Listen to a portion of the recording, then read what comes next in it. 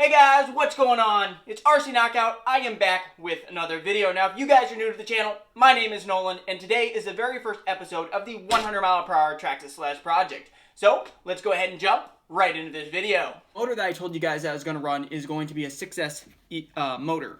And this is the motor that I'm going to be running right here. Now, this right here is an axial Vanguard. It's a 2200 kV axial Vanguard motor that was pulled out of a 1A scale Axial Yeti XL. And this is the 6S capable motor I was talking about. Now, it has 6.5mm bullet connectors, but I already put these adapters on. So it's a 6.5mm, basically a female down to a 4mm male bullet connector. Because the 6.5 would not work for the ESC I have in mind. So the ESC that I have in mind, I was telling you guys, it's a 4S capable ESC. And this is the ESC I have in mind right here. Now, I bought this right here to use for a different project. Didn't end up using it. This right here is called an SC8. It is actually a Red Cat Racing ESC. SC8, it says right here that it is a 2 to 4S capable ESC. It has got Dean's connectors already wired on, and I took this jumper off of one of my other ESCs and put it on here, so I do have the option to just run one 4S pack if I so choose, or I can run two 2S packs, which would then get us to the same result of 4S. And this does, of course, have the 4mm female bullet connectors, which will then work fine with these male bullet connectors. And it does have a little on-off switch here, and this, of course, is a waterproof ESC, and it has a built-in fan. So, right now what I'm going to do, guys, is I'm going to pop the lid off of the Traxxas Slash 4x4 Ultimate.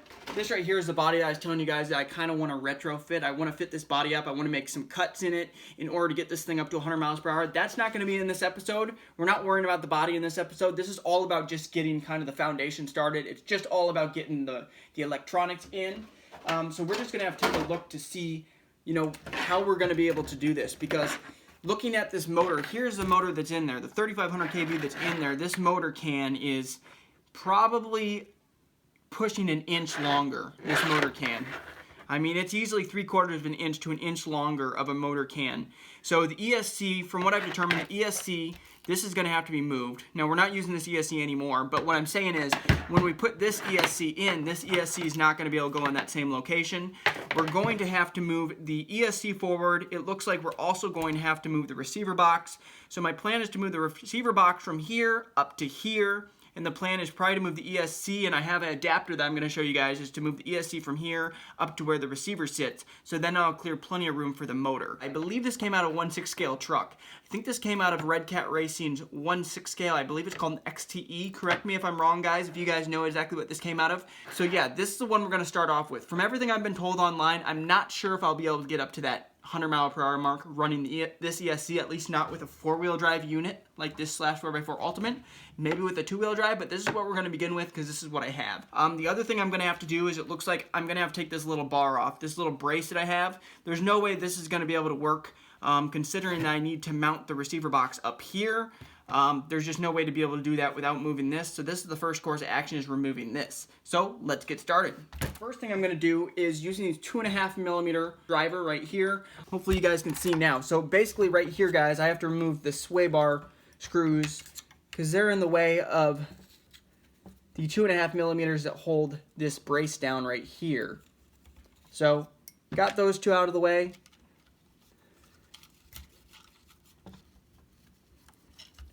We got this brace right here off, guys. It is off. We're not going to be able to use that on this RC anymore.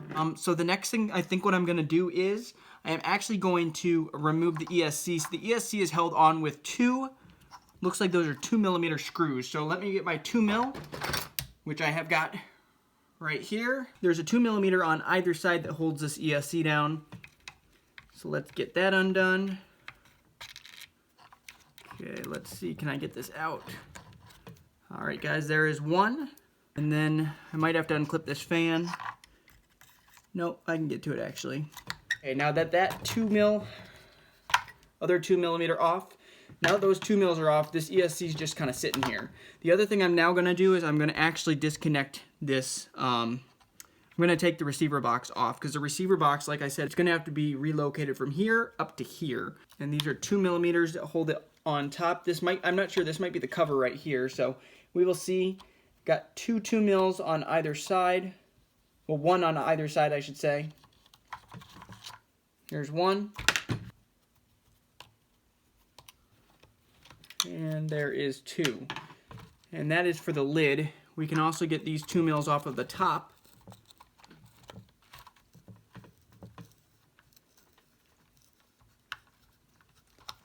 Right, there's one.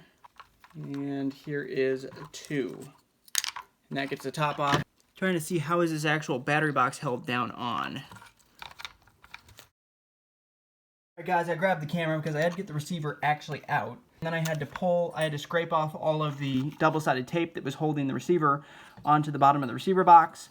And then now I can access these 2 screws that are underneath the receiver to get the receiver box off, because that's what's going to have to be moved. It's going to have to be moved up to here. I'm thinking these 2 holes right here, this one here and here, should line up with this one here and here. So this receiver box should hopefully just be able to be pretty easily relocated. So now that I have the receiver out, I need to get that receiver box out, and that is held on by a 2 2 millimeters that hold the receiver box on to the chassis. Just get those out real quick. Just these really small little short ones right here. There's one. Oops. And there is 2. Set those aside, and now our receiver box is free. So we got that out. I will have to clean the bottom out. Have to clean that with some alcohol. Let's see those holes. Wait, will they? Ooh, they don't quite line up, guys. Or will it go this way? Okay, yep. Alright guys, I don't know if you guys can see this, but this receiver box right here, there's 2 different sets of holes. There's 2 holes. There's one here and here, and here and here. And I thought it would line up this way. To go like this, it will not quite line up that way, but it will line up to go this way, and it will fit perfectly, so that'll work good. So for relocating that, and I should actually get the cover off to the motor, which that's held on by a 2 mil that's on top right here. Is that it? Yeah, that's all that's holding the motor cover on. And I'm thinking what we can do, we can probably go ahead and undo this 2.5 mil right here that then holds the motor in place. And there we go, got that one out. Now I think that's all that's holding the motor in, yep. And our motor is free, so that can come out. Now it looks like the only other thing holding it is we have a wire that goes right here, which I think is for something with telemetry. Now, I don't know if we can still keep telemetry with this new motor. Maybe, but I mean, I guess we may as well try. I need to go ahead and get all this stuff disconnected. Then I need to clean that chassis out because there's a bunch of crap inside of this chassis. So I'll clean that out and I'll be right back with you guys. Next thing I'm going to attempt to do, I'm going to attempt to get this motor pinion off of the stock motor, and that's held on by a, looks like that's a 1.5 millimeter. There we go. We got it off at least. So this looks like this is only like an 18-tooth pinion. So this one I just pulled off, which is a high-speed gearing, looks to only be an 18-tooth pinion. We will have to take this off, and I'm interested, whoops, sorry, bumped the camera.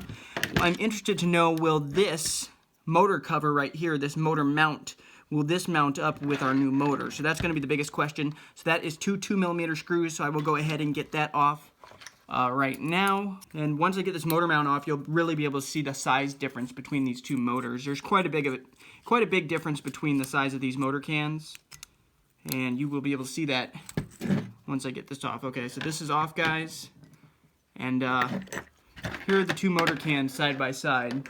And as you guys can see, I mean, that probably is at least 3/4 inch, if not pushing an inch, because this has this little plastic cover on the back, which is a tiny bit, makes this appear a tiny bit longer than it actually is. But this can is way bigger. It's a 1/8 scale compared to a 1/10. And you can just see we're going to have a lot more power coming from this motor. Now my question is, will this mount up? I want to see if this... But it looks like the holes will mount up, so the holes look like they're gonna line up. Once we get this new motor on right here, guys, then what we're gonna do is we're gonna test it out with the stock, or with the high-speed pinion. So this is the pinion we just took off of it. We're gonna test the top speed with this, just with the new motor, because I'm interested to know what we're gonna get.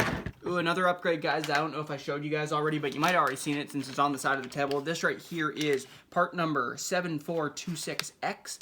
This is the higher battery tray. So basically, it's a Traxxas upgrade part. It basically makes it so you can fit a larger battery up underneath of the battery strap. So it comes with a new strap and a new thing that basically puts it up higher. We will see how big of a battery we can hold, or 2 batteries that we can hold once I put this on. I got some new orange thread lock right here. Just put the tiniest dab of this on, and then go ahead and thread that into here, into the motor can.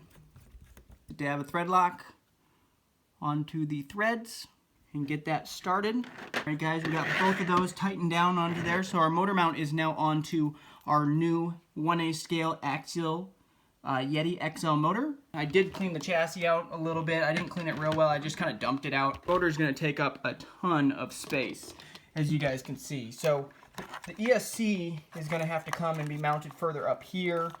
Like I said, the receiver box is going to go up here, and I think that's the next thing we're going to do. I'm just going to go ahead and move the receiver box up here so we can get some things kind of moved out of the way. So here's the receiver box right here. So the first thing I'm going to do right now, guys, I'm going to clean it with a dab of alcohol. So I got some paper towels right here. Got some isopropyl. Is that how you pronounce it? Isopropyl. Basically some rubbing alcohol. I'm going to pour a dab of that onto here. And I'm going to try to clean the bottom of this out the best that we can. Now that I have that pretty well cleaned out, now what I have to do is I have to grab those 2 screws. Where did I put them? I think it's just these 2 tiny ones right here. So these 2 tiny little 2mm. And we got 2. So there we go, guys. That is now on. Alright, so while I was off camera, another thing I did, guys, was I took this strap right here, this little zip tie, off of the 3500 kV motor, because I'm interested to know if the telemetry is still going to work once I put it on this motor. So I took this little sensor right here off, and this little sensor basically is held on by a zip tie, and it wraps around the motor. So I decided to put that sensor back on, that then goes to our receiver. And I decided to go put it back on, zip tie it around this motor, to see if it'll work around this motor. But the thing I did get thinking was looking at that pinion. Where did I set it? This pinion, I forgot, this shaft is going to be too big. This is a 5mm right here. So this pinion right here is not going to fit on, nope, this pinion's not the right size. So I actually have to go find another pinion, didn't even think about that, to fit that 5mm bore. So we're not going to be able to test it with the stock pinion. I doubt I'll have a pinion the same size with that bore. So I'll look to see what I have. I think I have some around with the 5mm bore, and then we'll just have to test it with whatever size I can find. Alright guys, now the other thing I did while I was off camera was I went ahead and I mounted this up, and let's see if you guys can see alright. I went ahead and I put the receiver back in, and I put some double-sided tape to hold that down, and I just want to make sure everything's going to be able to reach to this new location. Whoops, because that's the thing I'm worried about. So this wire right here, this does something with the telemetry. Not exactly sure what this does, but it does something, obviously. Here's another piece that I bought online. Now this right here is a 3D printed ESC mount. Now it's for a VXL 4S, a VXL 6S, or a VXL 8S ESC to mount inside of a Traxxas Slash. Now I have none of those, but I feel like it's going to be better than just trying to plop this ESC right down into here, which isn't going to work very well. So I'm going to see what it's going to look like.